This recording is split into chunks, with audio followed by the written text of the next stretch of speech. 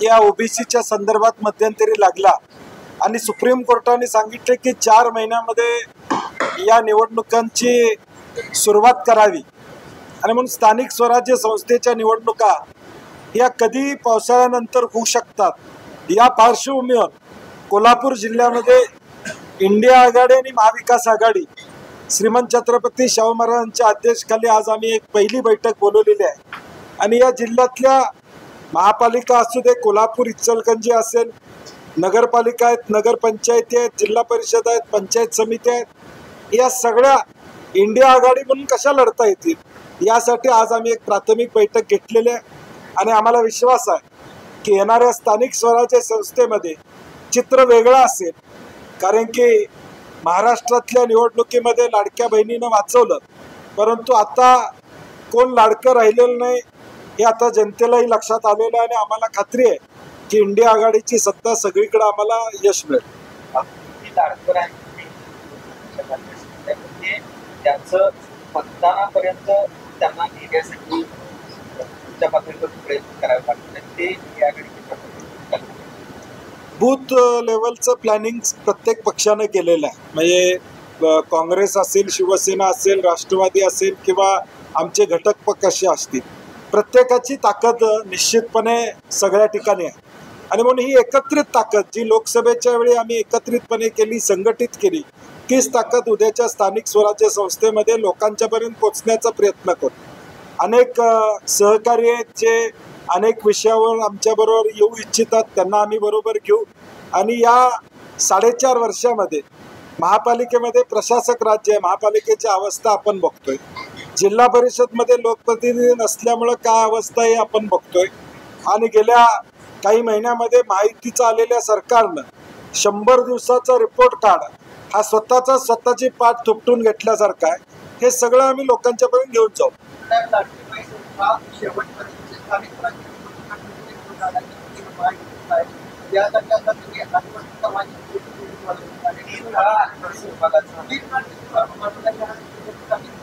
समाज कल्याण खात्याचे मंत्री संजय शिरसाट त्यांनी स्वतः त्या ठिकाणी सांगितले की मलाच माहित नाही माझा निधी गेला, म्हणजे सामाजिक न्याय मंत्री म्हणतात की माझा निधी गेलाय आदिवासी विभागाचा। याचा अर्थ काय? या राज्याच्या अर्थकारणाची घडी विस्कटलेली आहे।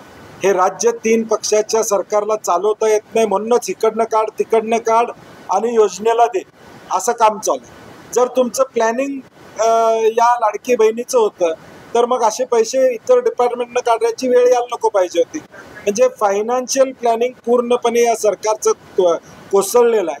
9.5 लाख कोटीवर आता कर्ज आहे, ते आता पुढे 10 लाख कोटीवर जाईल अशी अवस्था आहे। आता उपमुख्यमंत्र्यांनी सांगितले लाडक्या बहिणींना आम्ही 40-50 हजार रुपये कर्ज द्या। याचा अर्थ काय? कर्ज देऊन वर्षाचा हप्ता फेडायची मुभा शासन घेते। हे महिन्याला जे पैसे द्यायचे त्याच्याऐवजी बँकेला वर्षातनं एकदा देणार आणि दर महिन्याचा जो बोजा आहे तो कमी करायचा, कारण तो व्याजाचा बुरदंड बसणारच आहे सरकारवर। कारण काही करून आता घोषणा केलेली आहे, त्याच्यावर मतं मिळवलेली आहेत, बंद करता येत नाही हे त्यांना माहीत आहे, त्यामुळे तो प्रयत्न इतर खात्यातून आणायचा चालू आहे।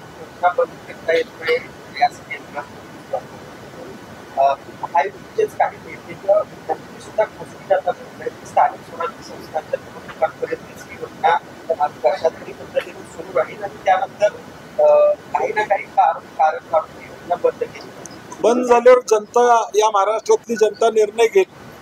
हे जर सत्य असेल तर उद्याच्या स्थानिक स्वराज्य संस्थेमध्ये देखील विचार करतील लोक की आम्हाला मतं घेऊन, आता विधानसभेला तेच झाले ना, विधानसभेच्या वेळी अटी शर्ती लावल्या नाही आणि आता मात्र सगळ्या अटी शर्ती करून मग तुम्हाला शेतकरी योजनेतले पैसे मिळतात ते तुम्हाला आधी माहित नव्हतं का?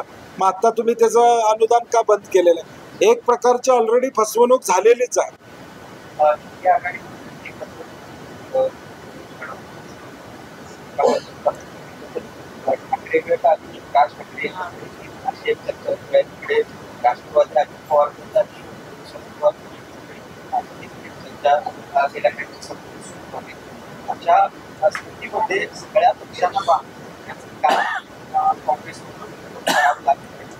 जिल्ह्यापुरता आम्ही विचार करतो। सध्या महाराष्ट्रामधली परवा प्रदेशाध्यक्षांच्याकडे बैठक झाली, ते पवार साहेब आणि उद्धव साहेबांना भेटलेले आहेत आणि त्याच्या संदर्भात त्यांनी आपली मतं मांडलेली आहेत. त्यामुळे मी त्याच्यावर बोलण्याची आवश्यकता नाही.